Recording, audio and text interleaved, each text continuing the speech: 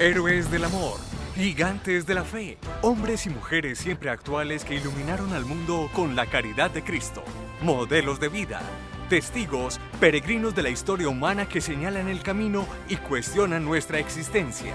Héroes que nos proponen la meta más alta, ser sal y luz, camino, verdad y vida. Y con su ejemplo nos muestran que es posible ser santos hoy. Un cordial saludo a todos nuestros oyentes. Es para nosotros motivo de gran alegría transmitir nuevamente para ustedes este programa Héroes del Amor. Tienes toda la razón. Además, hoy hablaremos de un hombre extraordinario. Un santo francés que se caracterizó por tener un gran celo apostólico que lo llevó a trabajar incansablemente por la salvación de las almas y a buscar la santidad con todo su corazón. Estamos hablando de San Juan María Vianney, más conocido como el Santo Cura de Ars. Santo Cura de Ars, patrono de todos los sacerdotes y seminaristas del mundo.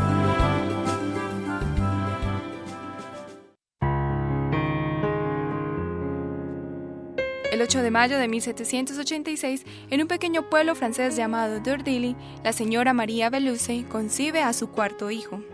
Esta mujer ni siquiera se imaginó que su pequeño niño llegaría a convertirse en un extraordinario sacerdote. Claro que antes de nacer ya lo había consagrado a la Santísima Virgen María. Su padre, el señor Mateo Vianney, era un campesino bastante responsable y piadoso. Todos los días trabajaba duramente para ganar el sustento de su familia. En sus primeros años, Juan María se caracterizó por ser un niño muy fervoroso. Para él, era necesario hacer la señal de la Santa Cruz antes de empezar a comer. Todos los días rezaba el Santo Rosario con su familia de una manera muy piadosa, tanto que sus padres y hermanos quedaban sumamente sorprendidos. Lo que acabas de decir nos deja mucho que pensar. En la actualidad casi no nos reunimos con nuestras familias a orar. Es más, ni siquiera tenemos un espacio para dialogar y compartir. Comemos en nuestro cuarto mientras vemos televisión, sabiendo que la cena es un espacio de encuentro familiar. Debemos despertar del letargo en que nos encontramos. Dios nos ha creado para amar, y si las familias no se aman, ¿quién lo hará? No se ama a quien no se conoce. Empecemos por casa y así nuestra sociedad será mucho mejor.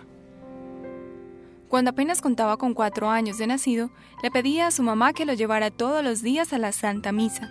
Más tarde, dijo lo siguiente al respecto. Si la Eucaristía me gustó desde pequeño, es a mi madre a quien se lo debo. Las señoras que asistían diariamente a la iglesia les causaba muchísima gracia ver a un niño tan pequeño participando de la Santa Misa, con tanto fervor y comportándose como todo un señor. Esta escena debe haber sido bastante graciosa. Mamá, llame por favor a misa. Quiero visitar a Jesús. Claro que sí, hijito de mi alma. La Eucaristía es algo maravilloso. Qué bueno que te guste.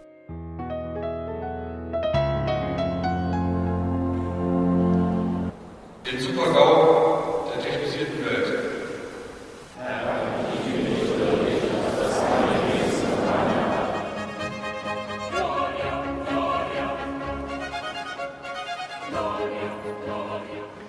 ¿Vieron a ese niño tan devoto? Sí, qué fervor, con qué amor hacía todas las oraciones. ¡Qué piedad! Parecía un angelito. Definitivamente el Santo Cura de Ars desde pequeño trabajaba ya por su santidad. Hoy son pocos los niños y jóvenes que van a la Eucaristía, puesto que los videojuegos, la televisión y el internet les ha robado el tiempo para Dios. Debemos tener presente que la Eucaristía es algo sublime. En ella el cielo y la tierra se unen, pues bien dice el Padre Ángel Peña, la Eucaristía es el corazón de la Iglesia. Primero, deja de salir el sol antes que la Iglesia renuncie a la Eucaristía. Los hombres morirán y muchos llorarán en la eternidad al no haber valorado la grandeza y el misterio de la Eucaristía. Dios, que se nos da en el pan eucarístico, Dios presente en la palabra, en el ministro, en la asamblea litúrgica, pero sobre todo, Dios que se ofrece actualizando el sacrificio único y redentor en la cruz. Nadie alcanza a vislumbrar lo que es el poder de una Eucaristía. Vale más ella celebrada en vida que 1000 después de haber fallecido. La Iglesia sin Eucaristía sería simplemente la más grande organización no gubernamental del mundo, prestadora de servicios educativos, asistenciales y de formación en valores. Con la Eucaristía, la Iglesia es el cuerpo vivo, el cuerpo místico de Cristo. Con la Eucaristía, somos misterio de salvación, camino de vida eterna. Con la Eucaristía está la asistencia del Espíritu Santo y su promesa: yo siempre estaré con ustedes y el poder del mal no prevalecerá contra mi Iglesia. Valoremos, amemos profundamente nuestra Eucaristía cada día.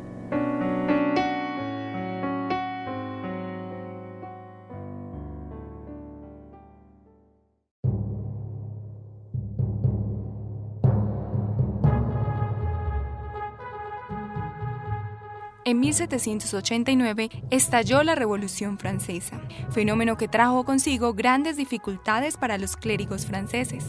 En julio de 1790 se estipuló la Constitución Civil del Clero, la cual obligaba a los sacerdotes a aliarse a la revolución para no ser guillotinados o asesinados.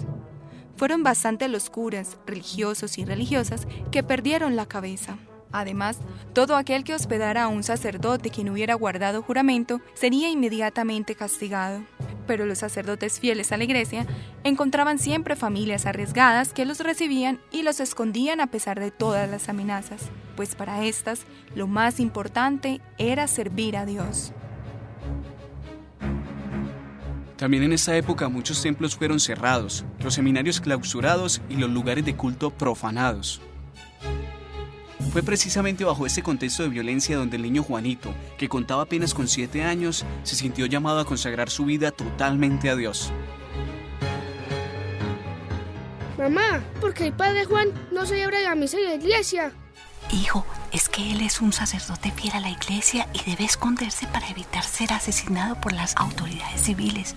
Y el padre que tuviese en la parroquia ha desobedecido a la Iglesia y se ha entregado a la revolución. Increíble, mamá. O sea, que el padre Juan arriesga su vida solamente para obedecer a Dios y a su Iglesia. Yo quiero ser sacerdote como él y sacrificar mi vida por amor a Dios. Es increíble todo lo que puede hacer un buen testimonio de vida. Bien dicen por ahí, las palabras convencen, pero el testimonio arrastra.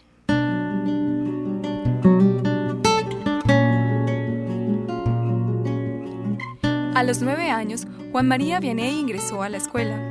En este lugar aprendió a leer y a escribir rápidamente.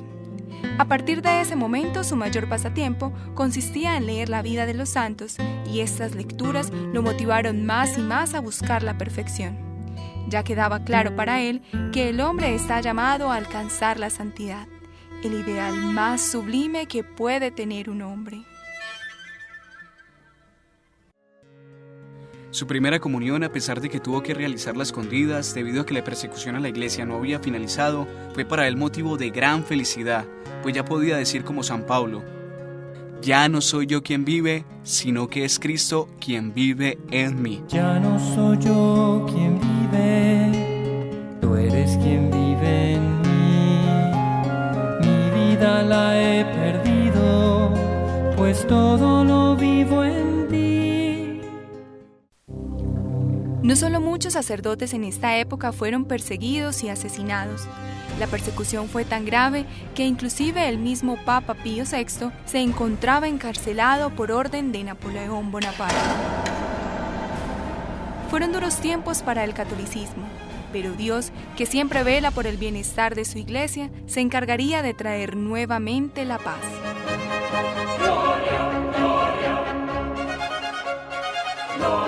En 1801, el Papa Pío VII firmó un acuerdo con Napoleón, y de esta manera los católicos recuperaron otra vez la serenidad.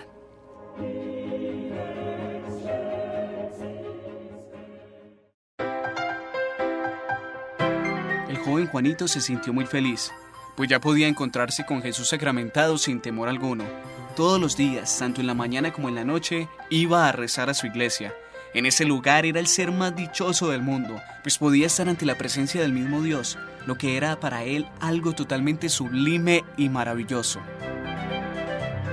El gran sueño del joven Juan María era convertirse en sacerdote de Cristo, pero para haber cumplido este anhelo de su corazón, primero tuvo que pasar por duras pruebas.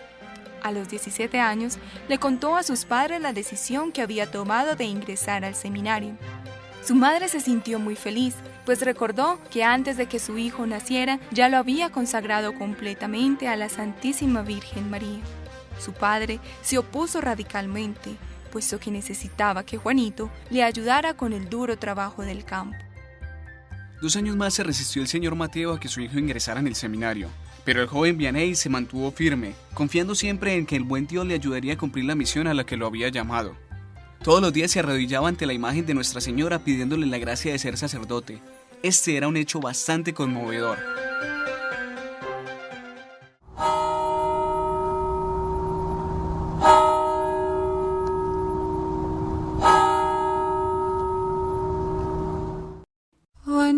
Virgencita, tú sabes el deseo tan grande que tengo de ser sacerdote y es lo único que te pido. Madre, con todo mi amor seguiré viniendo ante ti y de rodillas te pediré esto hasta que me lo concedas.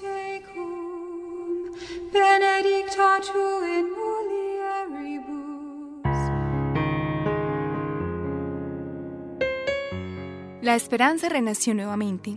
María Santísima respondió a su clamor.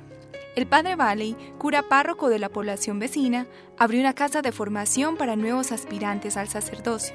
Esto motivó nuevamente a Juan María. Además, su padre esta vez aceptó. Entusiasmada también su madre, la señora María, salió inmediatamente a pedirle al padre Valley que recibiera a su hijo en el pequeño seminario. El sacerdote le dijo que la casa estaba llena y que por lo tanto no podría recibir a nadie más. La mujer insistentemente le pidió que por lo menos se entrevistara con su hijo y el cura aceptó hablar con él. Luego de una larga conversación, el padre decidió recibirlo. Qué gran felicidad la que sintió Juan María.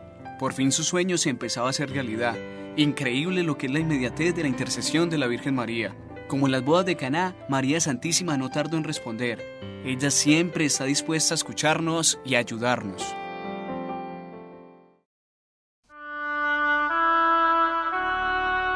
No entenderemos nunca lo que es el papel de la Santísima Virgen María en nuestra vida si no valoramos a nuestra mamá. Siempre recordaremos esa anécdota de Juan Pablo I. Si juntamos el amor de todas las madres de Roma, de Europa o del mundo, dándole amor a un solo hijo, el amor de María es más grande que el amor de todas las madres del mundo juntas, dándole amor a una sola persona. Es nuestra mamá. ¿Cuánto nos ama? No hay amor más grande que el de ella. Por eso nuestra oración, pidiendo la intercesión de María, debe ser la más confiada, la más entregada, porque sabemos que de su amor solo podemos recibir bondad, bendiciones. En el seminario tuvo que enfrentar verdaderas dificultades. Enseñado a trabajar la tierra y a manejar el azadón, no tenía disciplina alguna de estudio. Por eso le daba mucha dificultad aprender el latín y comprender los textos de filosofía y teología. A pesar de estas dificultades académicas, no se desanimó. Ofrecía grandes sacrificios a Dios pidiéndole la gracia de pasar sus estudios y poder así ser ordenado sacerdote. Es por eso que tanto en el almuerzo como en la comida se contentaba solo con una sopa. Cierta vez, un compañero suyo le estaba explicando una lección que habían visto juntos en clase, y sucedió algo extraordinario.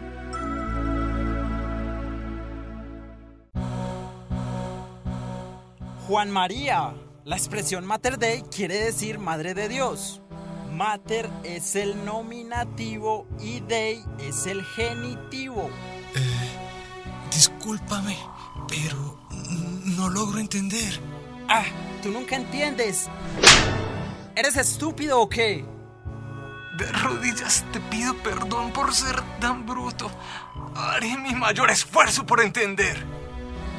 No, perdóname tú a mí. No estuvo bien lo que hice. ¡Qué humildad! Bien lo dijo la Santísima Virgen María en la oración que todos conocemos como el Magnificat y que está en el Evangelio de Lucas, capítulo 1, versículo 56. El Señor derriba del trono a los poderosos y enaltece a los humildes. A los hambrientos los colma de bienes y a los ricos los despide vacíos. Además, esa virtud de la humildad nos asemeja a Cristo, pues bien dice Jesús en el Evangelio: Aprended de mí, que soy manso y humilde de corazón. A pesar de todos sus esfuerzos, el seminarista Vianney no lograba progresar en sus estudios. Por esta razón, decidió visitar la tumba de San Francisco Regis. Caminó 100 kilómetros hasta Louvre, donde se encontraba el cuerpo del santo. En este lugar, le pidió con todo su corazón que le rogara a Dios que él pudiese aprobar sus estudios y ser ordenado sacerdote. Luego de esa peregrinación recuperó los ánimos y con la confianza en que su oración había sido escuchada, empezó nuevamente sus clases de latín. En el otoño de 1809 le sobrevino al joven Vianney un nuevo problema. El general Napoleón decidió invadir España y para llevar a cabo esta misión necesitaba reclutar más soldados.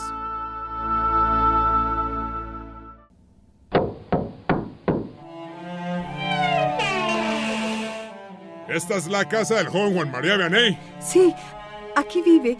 Yo soy su mamá. Su hijo ha sido elegido para ocupar las filas del ejército francés. No lo puedo creer. Mi hijo lleva 5 años en el seminario. ¿Cómo es posible que sea obligado a detener su proceso para ir a la guerra? ¡Dios mío, ayúdanos! La salud de nuestro santo ya estaba algo deteriorada a causa de las muchas penitencias que había realizado durante su vida. Por eso, apenas llegó al cuartel, tuvo que ser trasladado inmediatamente al hospital. Luego de unos días de recuperación, regresó al establecimiento militar, no del todo recuperado. ¡Soldado! ¿Y usted qué hace aquí? ¡El ejército se ha marchado para España! ¡Vaya y alcáncelos al trote!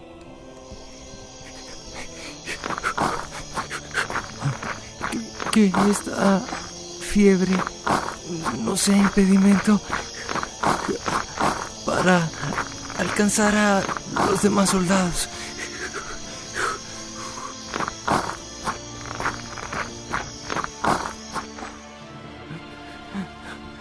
Ya he recorrido varios kilómetros y siento que mi cuerpo no da más.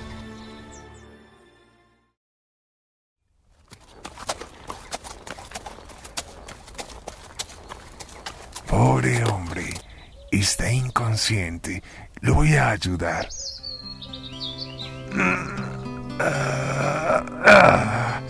Me lo llevaré a la casa.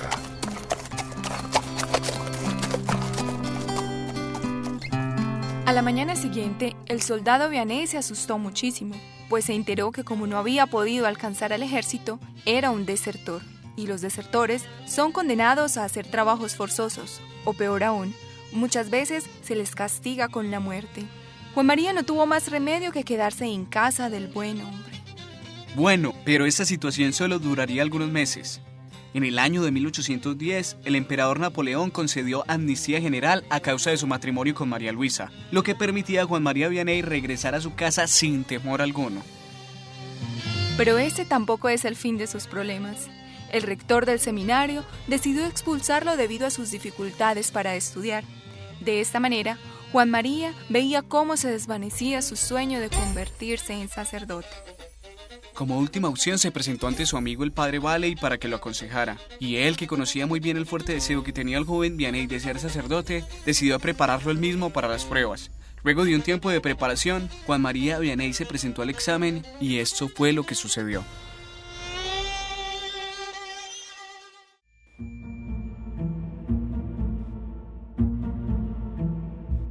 Bueno, Juan María, debe tener en cuenta que este examen es fundamental. Si lo pasa, serás ordenado sacerdote. Si no, olvídate de ese ideal. Esta es la primera pregunta. Díganos, ¿cómo explica Santo Tomás de Aquino eso de la unión hipostática en la persona de Jesucristo? Santo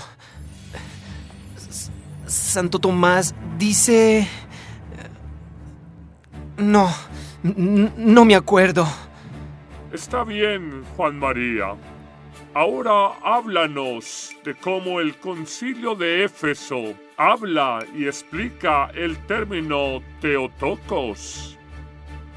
El término Theotokos quiere decir María... La verdad no me acuerdo.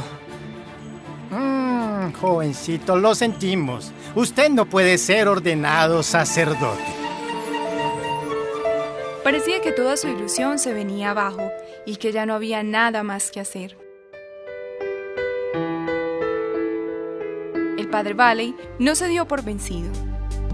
Insistió una vez más y obtuvo el favor de un segundo examen para su alumno.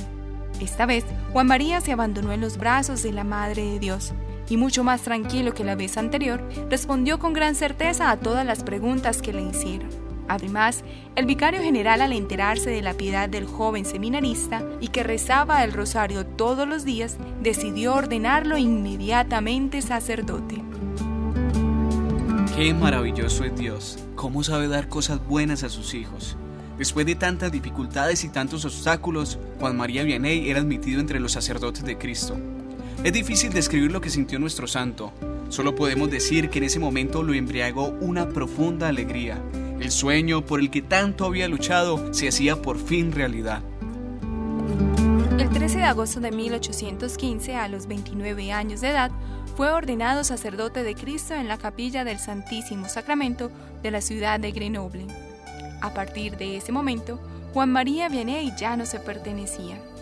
Era ya absolutamente propiedad de Cristo y de su iglesia. Ese mismo año fue nombrado vicario de la parroquia de su amigo y protector, el padre Valley. Al año siguiente, aquel hombre de Dios murió a causa de una úlcera en una pierna que luego se le convirtió en gangrena. Fue una dura prueba para nuestro santo. Aquella pérdida le ocasionó un dolor profundo en el alma. Su mejor amigo se marchaba, pero como buen cristiano sabía también que no era un adiós definitivo y que pronto se encontraría con él en la morada celeste, junto a Dios y todos los santos. Allí donde no hay tristeza ni llanto, dolor ni enfermedad, donde todo es alegría. Pasadas algunas semanas, el vicario general le anunció su nuevo nombramiento. Había sido elegido para servir a Dios en un pequeño pueblecillo llamado Ars.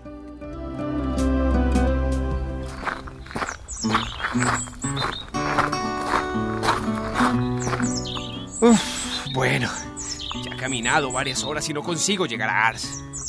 Pero Dios, tú nunca me has dejado solo y sé que esta vez tampoco lo harás. Ya sé, le preguntaré a ese jovencito que se ve a lo lejos. ¡Joven! ¡Joven! Ven, por favor. Buenos días, joven. ¿Tú conoces el camino para llegar a Ars? Claro que sí, padre. Yo le indicaré el camino para llegar a Ars. Y yo te indicaré el camino para llegar al cielo. De ese lugar no saldría jamás. Allí le serviría a Dios hasta el día de su muerte. Su profundo amor, su gran caridad, su celo apostólico, su intensa oración y su extraordinario testimonio de vida lo llevaron a convertirse en el párroco más buscado de la época. A su parroquia asistían diariamente muchísimas personas que querían escuchar sus predicaciones, pedirle algún consejo y, sobre todo, recibir la absolución de sus pecados. Pero todo esto no fue tarea fácil. Este santo sacerdote, cuando llegó a Ars, se encontró con una feligresía insípida que no quería saber nada de Dios. Fue a punta de oración y de fuertes penitencias que San Juan María Vianney logró no solo la conversión de sus fieles, sino también la de muchísimos peregrinos. Este santo cura entendió mejor que nadie aquella cita evangélica que dice: esta clase de demonio solo puede ser expulsado con ayuno y oración. En aquel pueblecito francés, las tabernas y los lugares propicios para el juego, el vicio y la prostitución eran abundantes. La inmensa mayoría de la población frecuentaba estos sitios y eran pocas las personas que asistían a la iglesia. El padre Juan María no tuvo más remedio que orar intensamente para que esa situación cambiara. Para alcanzar la conversión de las almas de su parroquia, este santo cura pasaba horas enteras frente al Santísimo Sacramento. No bastándole con eso, hizo fuertes penitencias. Se sacrificó regalando a los pobres su cama y su colchón. Además, utilizaba un leño como almohada. También sus ayunos eran exigentes. Por la mañana se contentaba solo con un pan duro y en el almuerzo y la cena comía 1 o 2 papas frías. Y es que el ayuno, la oración y la penitencia son muy importantes en la vida del cristiano. Es más, también hay distintas formas de ayunar y de hacer penitencia. Está el ayuno físico y el que nos propone la siguiente reflexión.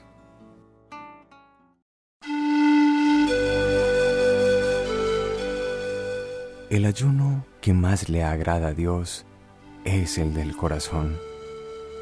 Ayunar de odios, ayunar de orgullo, ayunar de egoísmo, ayunar de envidias, ayunar de resentimientos. La penitencia hoy en la sociedad del confort y de la comodidad no es bien vista. La penitencia hoy se hace por motivos estéticos, pero la penitencia interior es la que más gusta al buen Dios.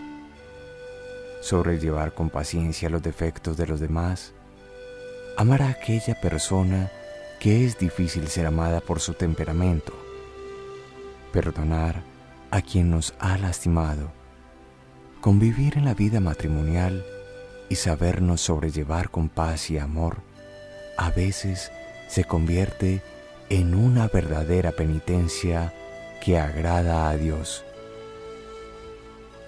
La oración, más allá del rezo frío, mecánico, estereotipado, es el corazón puro que dirige su voz a Dios y sobre todo, el corazón que sabe escuchar.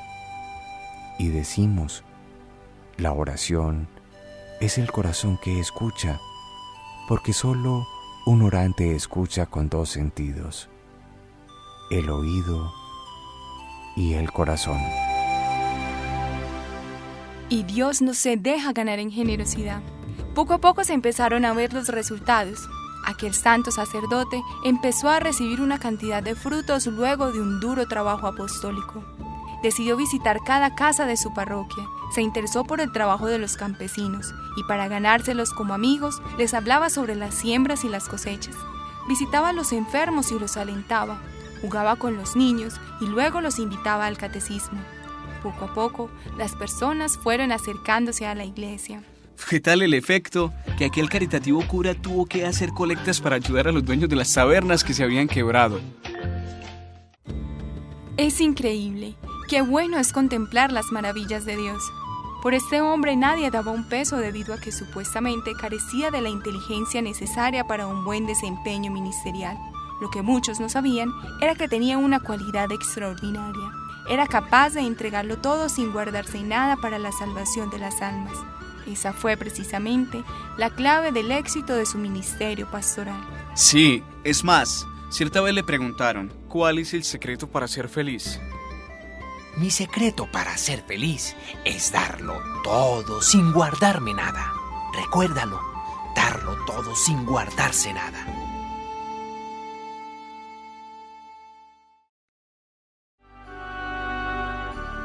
Bendito seas, Padre, Señor de cielo y tierra, porque has escondido estas cosas a los sabios y entendidos, y se las has revelado a la gente sencilla. Sí, Padre, bendito seas, porque así te ha parecido bien. La oración anterior que realizó Jesús nos recuerda que Dios también se vale de los sencillos e ignorantes, y la vida de San Juan María Vianney es prueba de eso. Como lo hemos señalado anteriormente, San Juan María Vianney encontró varios obstáculos. Cierta vez se encontraba rezando el rosario en su casa cuando sucedió lo siguiente.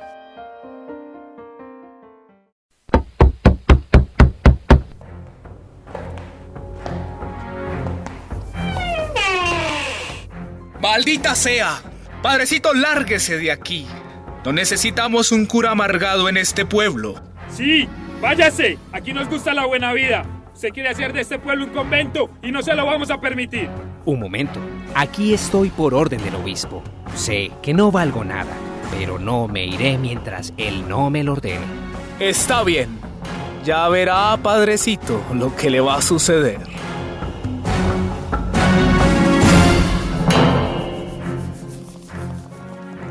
Esos hombres se tomaron aquellas palabras muy en serio y enviaron al obispo una carta llena de calumnias.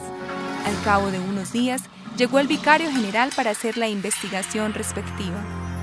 Pero la prudente averiguación eclesiástica comprobó una vez más la santidad de aquel sacerdote. Sin embargo, Satanás no lo dejó descansar y quiso hacerle la vida imposible. La palabra de Dios en Efesios 6, versículos 12 nos dice: nuestra pelea no es contra seres de carne y hueso, sino contra principados y fuerzas satánicas de la naturaleza. El demonio lo tentó, lo azotó y a veces por la noche hasta le incendió el colchón. Pero estos incidentes no significaban nada en comparación a los grandes frutos que su labor llegó a producir. Tanto ricos como pobres, sabios e ignorantes, creyentes y ateos, obispos y simples religiosos iban a Ars, con la finalidad de recibir algún consejo de este pobre padrecito que ni siquiera había logrado dominar el latín. Debido a la cantidad de peregrinos, el santo cura de Ars tenía un horario bastante pesado. Muchos plantean que fue todo un milagro que hubiese podido resistir tanto, teniendo en cuenta las exigentes penitencias que hacía y la vida tan atareada que llevaba. Solo dormía 3 horas al día y a veces ni eso. A las 9 de la noche se acostaba y se levantaba 3 horas después, es decir, a las 12 de la noche. Fue todo un prisionero del confesionario sin lugar a dudas. El beato Juan Pablo II, como bien lo expresa su biógrafo George Weigel, insistió muchísimas veces en lo importante que es que los sacerdotes motiven a los fieles a la confesión y que pasen largos ratos en el confesionario. Además, no dudó en señalar que el clérigo que no hiciera esto era un simple profesional más. El santo cura de Ars tenía un don especial. Cuando estaba en el confesionario podía recordarle a la gente los pecados olvidados. Incluso, si alguien por pena o por temor ocultaba alguno, inmediatamente se lo decía y le señalaba al pie de la letra cómo pasó todo. Además tenía otra gracia especial. Podía llevar al confesionario fácilmente a quien se propusiera. En cierta ocasión, mientras se dirigía a la casa parroquial, se encontró en el camino a un señor llamado Francisco Borel, que regresaba de cazar venados con su perro. Señor, usted tiene un perro hermoso. Así es un perro muy fino. Qué bueno que su alma fuera tan hermosa como su perro. ¿Qué quiere decir usted? Que con este mal tiempo no debería ir a cazar, sino más bien debería confesarse. Aquel hombre inmediatamente se arrepintió de sus pecados y decidió visitar el confesionario. Fue tanto el arrepentimiento que luego se convirtió en religioso trapense. El santo cura de Ars también alcanzaba grandes milagros del cielo. En cierta ocasión, una señora llegó a la parroquia empujando un cochecito en el que estaba su niño de 8 años paralítico. Aquella mujer se confesó y olvidó comentarle al padre Vianney la situación de su hijo. Terminada la celebración eucarística, quiso entrar a la sacristía con su niño en brazos, pero se lo impidieron. De repente escuchó una voz que dijo: ¡Que entre! Oh, pero si es demasiado grande para ser llevado en brazos. Póngalo de pie. No puede, señor cura. El niño no puede caminar. Podrá. Llévelo al altar de Santa Filomena. Santa Filomena, ayuda a que mi niño se cure. Yo quiero que juegue con los demás niños, que pueda correr y saltar. Mamá, ¡Estoy curado! ¡Qué alegría! Extraordinario milagro. Hay una anécdota del santo cura de Ars mucho más conocida y que nos habla de lo infinita que es la misericordia de Dios. Necesito hablar con el padre, pero hay mucha gente. Solo él me puede decir si mi esposo se ha salvado a pesar de que se suicidó. Jesús, por favor, ayúdame. Señora. ¡Padrecito! No te preocupes, está a salvo. Entre el puente y el río estuvo la misericordia de Dios.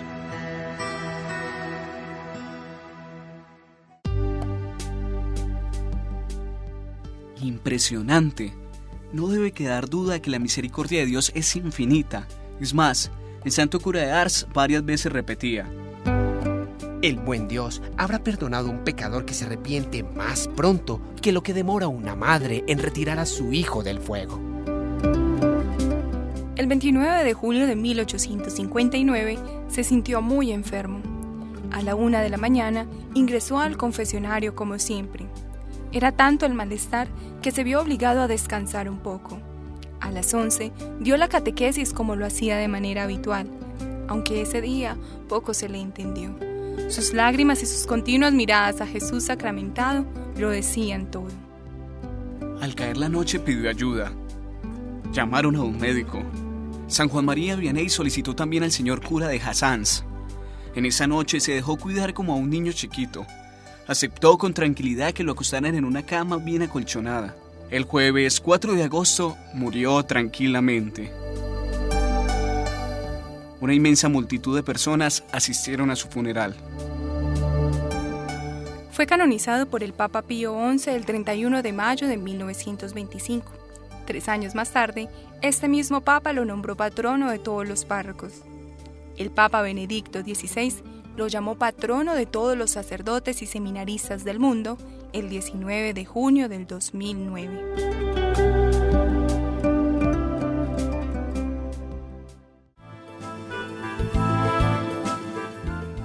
Bueno amigos, hemos llegado al final de esta misión. Los esperamos en nuestro próximo programa Héroes del Amor. Recordemos que la santidad es un llamado universal y que vale la pena imitar a estos grandes hombres. En el día de hoy nos acompañó en la producción general Jairo Ceballos y Juan Manuel Suescún. En la locución los acompañó Alexander Zapata y quien les habla, Alejandra Saldarriaga. Que el Señor les llene de bendiciones. Hasta pronto.